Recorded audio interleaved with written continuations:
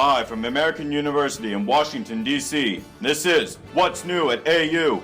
Here's your hosts, David Alessandrini and Danny Moore. Hi, I'm David Alessandrini. And I'm Danny Moore. Welcome to What's New at AU. For our first story, we go to the campus of American University. School's out, so why are there so many high school students here? Jenna Merchant and Maylee West have the story. Every summer here at American University, high school students travel from all over the world for Discover the World of Communications, an exciting opportunity in which they learn about specific communication disciplines in workshop-style classes while experiencing life on campus. I'm here at the School of Communication in the Mary Green Center. We sat down with the director of the program and others to find out more about Discover the World of Communications. The Discover the World of Communication program was started 18 years ago as a single course in the Film and Digital Institute. And I taught that course in script writing and video production. And then slowly and strategically, we added another course and then another course, and then it became its own program, Discover the World of Communication.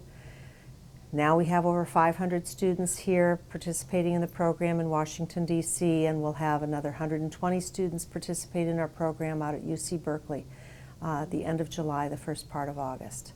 So what started off with one class and 8 students and one professor has now expanded to over 600 students from 40 states, 17 countries, 37 professors, 20 teaching assistants, and a whole on-campus after-hours evening and weekend program.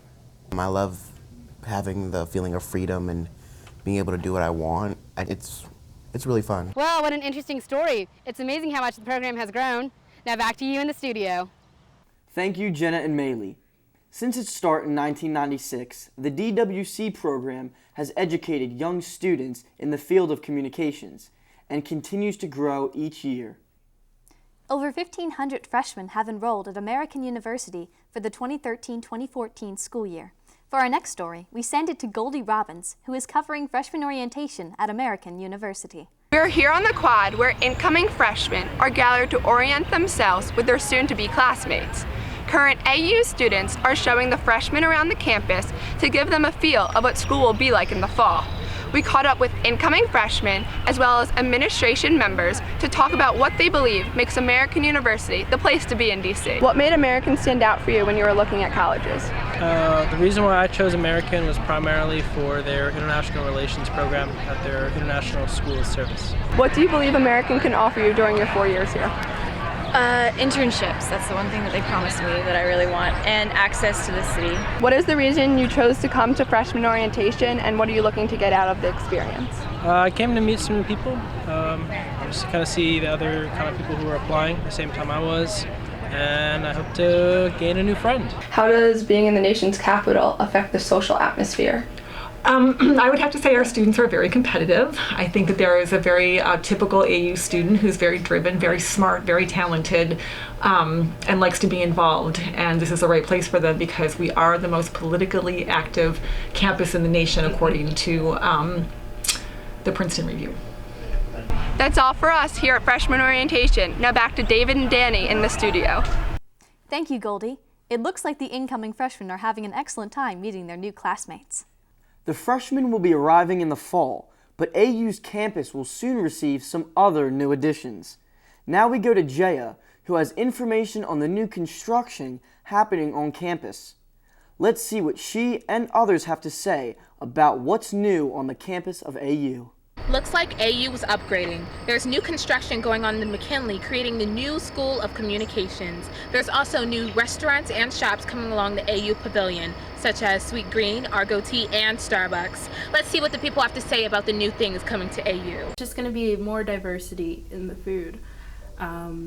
So I'm looking forward to it, and I think a lot of people are. We interviewed John Douglas, an associate professor here at AU School of Communications. He told us about the history of the school and how classes and offices are located in various buildings. When the remodeling of the McKinley building is completed, it will include new studio spaces, production facilities, intelligent classrooms, and a larger theater.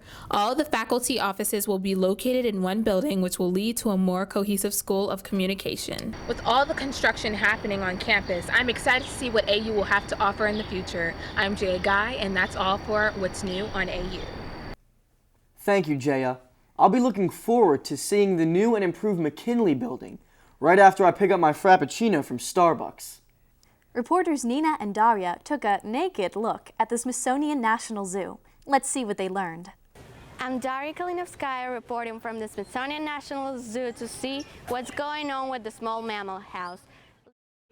Right now we have 3 small colonies, 2 with 6 animals each and 1 with 8 because they're getting a little bit older. They have to be kept under very strict temperature and humidity conditions.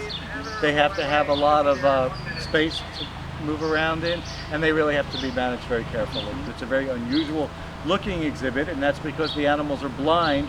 I wanted to design an exhibit that gave an implicit message that vision was not important, so it does not look naturalistic, but it feels and smells and sounds naturalistic to them. I'm constantly surprised by mole rats. I mean, they are truly unique animals. They're always surprising, they're always doing new things, they're always doing wonderful things. Wow, that was really interesting. I learned a lot about naked mole rats. Now back to you in the studio.